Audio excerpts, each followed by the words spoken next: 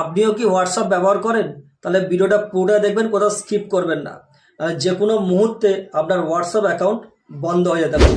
তার কারণ হোয়াটসঅ্যাপ একটা নতুন রুলস আনতে চলেছে।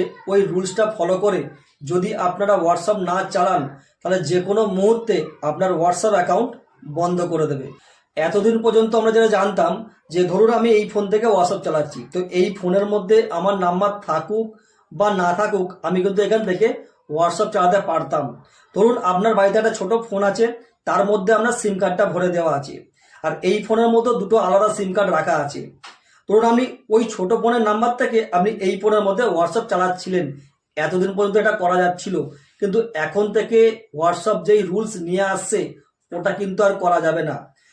আপনার ফোনে যদি ওই সিম কার্ডটা না থাকে, যেই নাম্বার থেকে আপনি হোয়াটসঅ্যাপ চালাচ্ছেন, তাহলে আপনি হোয়াটসঅ্যাপ ব্যবহার করতে পারবেন না। যদি আপনি করেও থাকেন, অটোমেটিক 6 ঘন্টা পর পর লগ আউট হয়ে যাবে। তো এখন থেকে যদি আপনাকে হোয়াটসঅ্যাপ চালাতে হয়, যেই নাম্বার থেকে আপনি হোয়াটসঅ্যাপ চালাবেন সেই নাম্বারটা আপনার ফোনের মধ্যে রাখতে হবে, তবেই আপনি হোয়াটসঅ্যাপ ব্যবহার করতে পারবেন।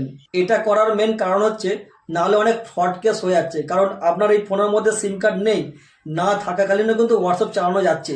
তার মানে আপনার নাম্বারটা যদি কেউ চুরি করে অন্য কারোর ফোনে যদি হোয়াটসঅ্যাপ চালায়, সে কিন্তু চালাতে পারতো, কিন্তু এখন কিন্তু সেটা আর করতে পারবে না। কারণ আপনাকে হোয়াটসঅ্যাপ চালাতে গেলে ওই নাম্বারটা আপনাকে ফোনের মধ্যে রাখতে হবে।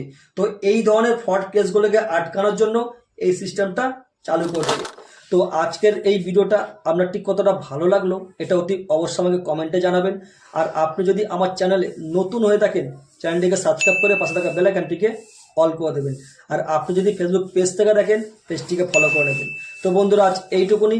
আবারও দেখা হবে আমার কোনো ভিডিওর মাধ্যমে। ততদিন ভালো থাকবেন, সুস্থ থাকবেন।